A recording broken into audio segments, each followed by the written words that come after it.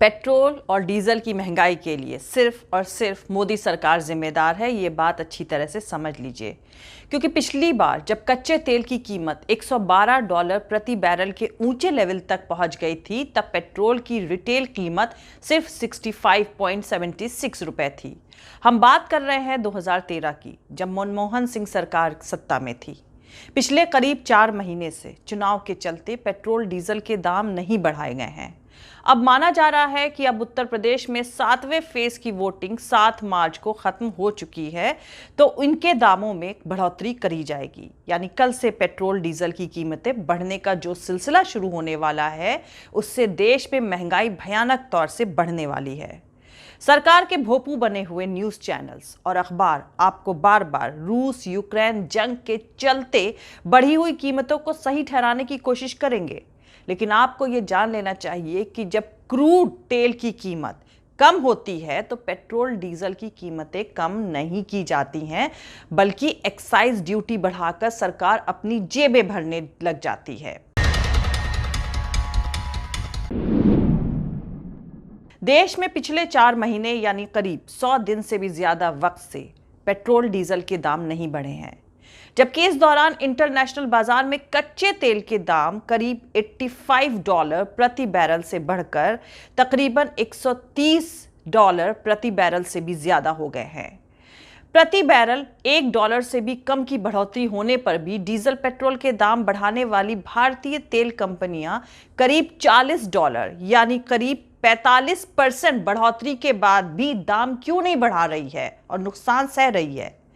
यहां पर आपको बता दूं कि इससे पहले देश में डीजल पेट्रोल के दाम 2 नवंबर को बढ़े थे।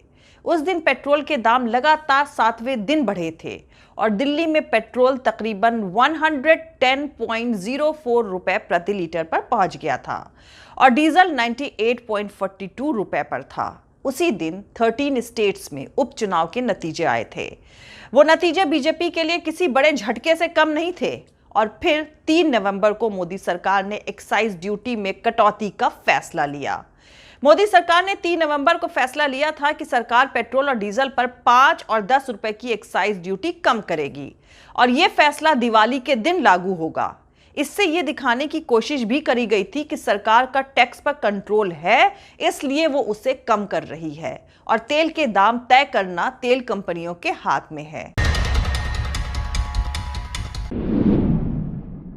खैर, ज्यादा पीछे जाने की जरूरत नहीं है। पिछले साल ही की बात है, तेल कंपनियों ने साल 2019 और 20 के औसतन $60.47 प्रति बैरल के मुकाबले 2020 और 21 में $44.82 प्रति बैरल यानी $15.55 कम दाम पर क्रूड ऑयल खरीदा था।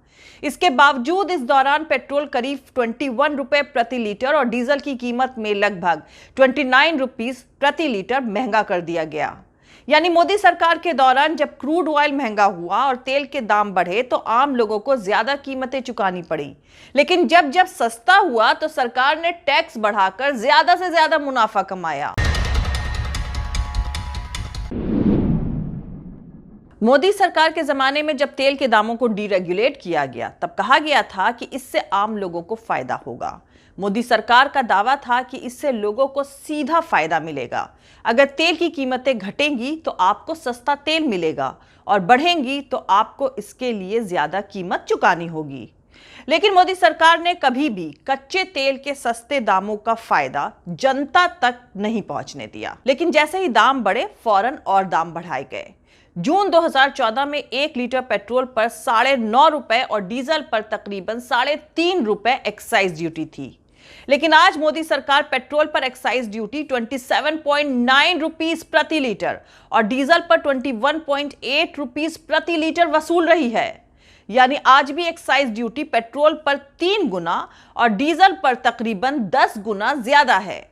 और रही बात सरकार के इस दावे की कि तेल की कीमतें तेल कंपनियों के हाथ में है, तो फिर सवाल ये उठता है कि आखिर तेल कंपनियों की क्या मजबूरी है कि उसने 4 महीने से घाटा उठाते हुए दाम नहीं बढ़ाए हैं। तो आपको बता दूं कि ये वही तेल कंपनियां हैं जब इंटरनेशनल बाजार में कच्चे तेल के दाम बेहद कम होने के बाद भी डीजल पेट्रोल के दाम कम नहीं किए और किए भी तो कभी कभार नाम मात्र के। पिछले साल फरवरी में फाइनेंशियल एक्सप्रेस की रिपोर्ट के मुताबिक मोदी सरकार के तब के 6.5 साल के कार्यकाल के दौरान क्रूड ऑयल यानी कच्चे तेल की कीमतें तकरीबन 40% घट गई थीं। जनवरी 2020 में 1 लीटर कच्चा तेल 28.84 रुपीस पर लीटर था। तब दिल्ली में 1 लीटर पेट्रोल 77.79 रुपीस का था, जबकि जनवरी 2021 में 1 लीटर कच्चा तेल सस्ता होकर 25.20 रुपीस का था। तो 1 लीटर पेट्रोल 87 रुपीस से ज्यादा का हो गया था। इससे सवाल ये उठता है कि जब कीमतें इंटरनेशनल बाजार में कच्चे तेल के दाम से तय होती हैं, तो कच्चे तेल के दाम कम होने के बाद भी देश में पेट्रोल और डीजल की कीमतें कम क्यों नहीं हुई थी? और अब जब अंतरराष्ट्रीय यानी इंटरनेशनल बाजार में कच्चे तेल की कीमतें बढ़ गई हैं, तो अभी दाम क्यों नहीं बढ़ रहे हैं? क्या इसलिए कि अभी चुनाव खत्म नहीं हुए हैं? चुनाव से तेल कंपनियों का क्या लेना देना है? वेस्ट बंगाल में चुनाव के दौरान भी इस तरह से लंबे वक्त तक डीजल पेट्रोल के दामों में बढ़ोतरी नहीं हुई थी। पश्चिम बंगाल में चुनाव नतीजे आते ही पेट्रोल डीजल की दामों में बढ़ोतरी कर दी गई थी। वहीं इससे पहले 2020 में 28 अक्टूबर से 7 नवंबर के दौरान बिहार विधानसभा के चुनाव हुए और 10 नवंबर को नतीजे आए। तब 2 सितंबर से लेकर 19 नवंबर के बीच पेट्रोल डीजल के दाम स्टेबल हो रहे थे और फिर 20 नवंबर से 7 दिसंबर तक 15 बार दाम बढ़े थे। दिल्ली और कर्नाटक विधानसभा चुनाव के दौरान भी ऐसा ही रवैया देखने को मिला था। फिलहाल उत्तर प्रदेश के आखिरी फेज के चुनाव आज चल रहे हैं। सोशल मीडिया पर भी लोग कह रहे हैं कि 7 मार्च को चुनाव खत्म होने के बाद पेट्रोल डीजल के दाम बढ़ सकते हैं और इसी को लेकर राहुल गांधी ने तंज भी कसा है कि मोदी सरकार का चुनावी ऑफर खत्म होने जा रहा है, फटाफट पेट्रोल टैंक फुल करवा लीजिए। वैसे मोदी सरकार अगर चाहे तो अब भी ड्यूटी घटाकर कीमतों को कंट्रोल करके रख सकती है, लेकिन वो ऐसा करेगी नहीं, क्योंकि उसे पता है कि बढ़ी हुई कीमतों को जस्टिफाई करने के लिए टॉमी मीडिया और उसके अनभक्त जी जान लगा देंगे। वैसे आपको बता दूं कि इस हफ्ते तेल की कीमत $185 पर बैरल पहुंच सकती है। भारत में पेट्रोल 200 के पार जा सकता है। बैंक ऑफ अमेरिका के जानकारों का कहना है कि रूस के तेल का ज्यादातर एक्सपोर्ट थम चुका है और इसमें हर दिन 50 लाख बैरल की गिरावट आ सकती है। इसका मतलब है कि कच्चे तेल की कीमत $200 पर बैरल तक पहुंच सकती है। दुनिया को इस झमेले से एक अकेला ईरान ही बचा सकता है और अमेरिका उसके साथ 2015 के न्यूक्लियर समझौते को बहाल करने की कोशिश कर रहा है। लेकिन रूस ने शर्त रखी है कि यूक्रेन पर हमले को लेकर लगाई गई पाबंदी के चलते ईरान के साथ उसके कारोबार पर कोई असर नहीं होना चाहिए। यानी मामला अमेरिका के पाले में फंस गया है। इजरायली प्रधानमंत्री नताली बेनेट रूस इसलिए भागे थे ताकि मामला और उलझाया जा सके। इजराइल ईरान से खौफ खाता है। हालांकि पुतिन ने बेनेट से कहा है कि वो पहले अपने दोस्त जो बाइडेन को समझाएं। जो भी हो, इस साल के आखिरी तक तेल के दाम $200 से कम नहीं होने वाले।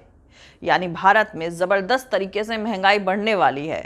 यहाँ पर आपको बता दूं कि भारत अमेरिका और चीन के बाद दुनिया में तीसरा सबसे बड़ा तेल का खरीदने वाला मुल्क है। भारत दुनिया के 40 देशों में अपनी जरूरत का 85% तेल मंगाता है। जानकारों का मानना है कि भारत की विकास दर 8 से 8.5% रहने तक का अनुमान इसी बेस पर था कि तेल की कीमतें $70 to $75 प्रति बैरल पर रहेंगी। तेल की कीमतें $68 से $70 प्रति बैरल से ज्यादा होना भारत की इकोनॉमी के लिए एक बुरी खबर है।